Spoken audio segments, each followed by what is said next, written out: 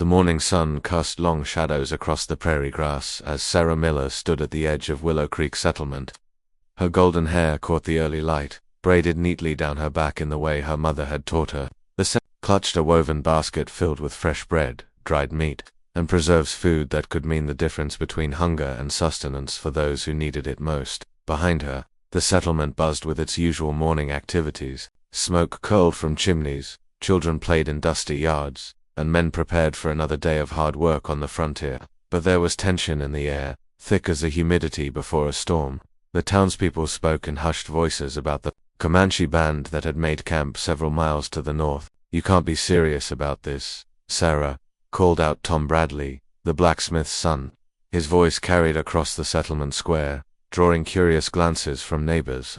"It's too dangerous. They're different from us." Sarah turned to face the growing crowd of onlookers. Her blue eyes held a quiet determination that reminded many of her late father, a man known for his fairness and compassion. "Different doesn't mean dangerous, Tom. They're hungry. Their children are hungry.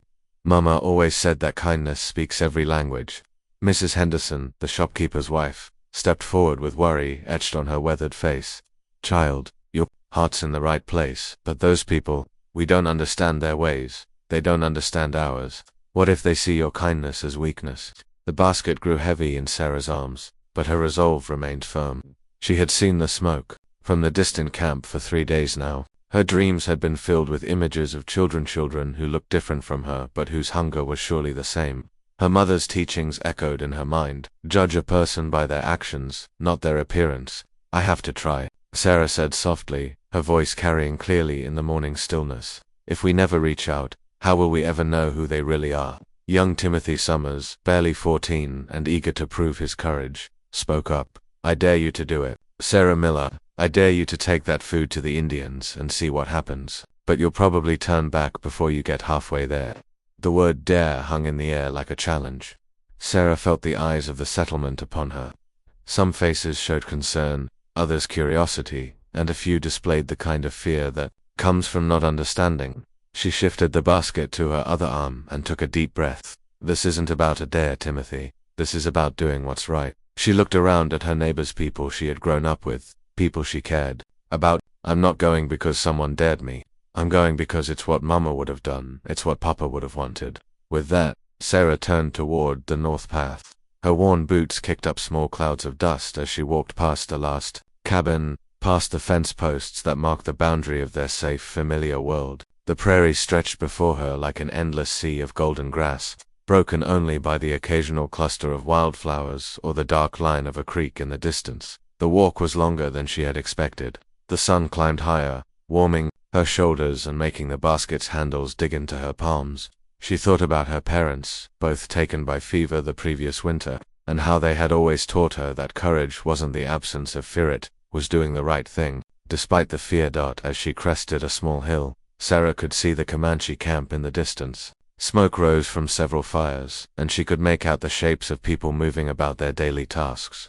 Her heart beat faster, but she pressed on, whispering a small prayer for guidance and protection. She was perhaps a quarter-mile from the camp when she heard the thunder of hooves behind her. Turning, Sarah saw a lone rider approaching at a gallop, a Comanche warrior on a painted horse. Her breath caught in her throat, but she stood her ground, the basket still clutched in her arms. The warrior pulled his horse to a stop 20 feet away. He was younger than Sarah had expected, perhaps in his mid-20s, with intelligent dark eyes that studied her carefully. His horse snorted and danced sideways, sensing the tension in the air. For a long moment, neither spoke. The prairie wind rustled the grass around them, and Sarah could smell the sage and wildflowers on the breeze. She had never been this close to a Comanche before, had never looked into the eyes of someone her neighbors feared so much. Slowly, carefully, Sarah lifted the basket slightly and spoke. I brought food, for your people, for the children." Her voice was steady despite her racing heart. The warrior's expression shifted slightly. He glanced at the basket, then back at her face. In careful, accented English, he said, "You came alone?" "Yes," Sarah replied. "I came alone."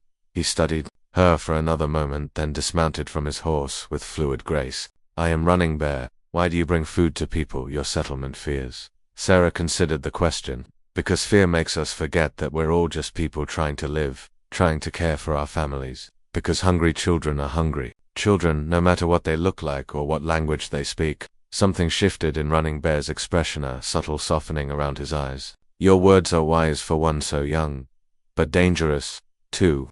Many of my people do not trust the settlers. Many of your people do not trust us. Maybe that's why someone needs to try, Sarah said simply. Running Bear stepped closer, and Sarah caught the scent of leather and wood smoke that clung to his clothing. You are very brave, or very foolish. Maybe both, Sarah admitted, and was surprised when the corner of Running Bear's mouth turned upward in what might have been the beginning of a smile. Come, he said, turning back toward his horse. I will escort you to our camp, but slowly let them see that you come in peace, that you are under my protection.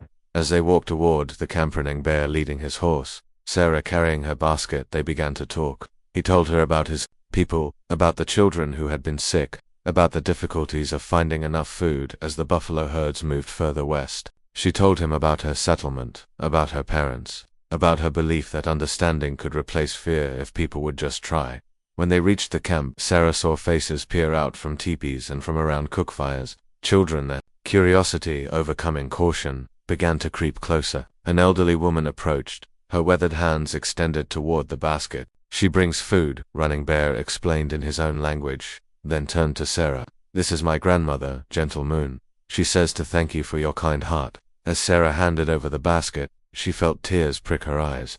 The old woman's hands were gentle as they briefly covered Sarah's, and though they shared no common words, the gratitude in her eyes spoke clearly. The children gathered around as Gentle Moon distributed the bread and preserves. Their laughter was the same as the laughter of children back in Willow Creek. Sarah realized their delight in the sweet preserves was universal. Running Bear walked Sarah back toward the edge of camp as the sun began its descent toward the western horizon. This was a good thing you did today, he said, but it was also dangerous. Some in your settlement will not understand. Some of my people may not understand either. Understanding takes time, Sarah replied, but someone has to make the first step. Yes, Running Bear agreed. Someone must always make the first step. As Sarah made her way back home, the empty basket light in her hands, she thought about bridges, not bridges made of wood and stone, but bridges built of courage, kindness, and the willingness to see past differences to the common humanity beneath. The settlement was quiet when she returned,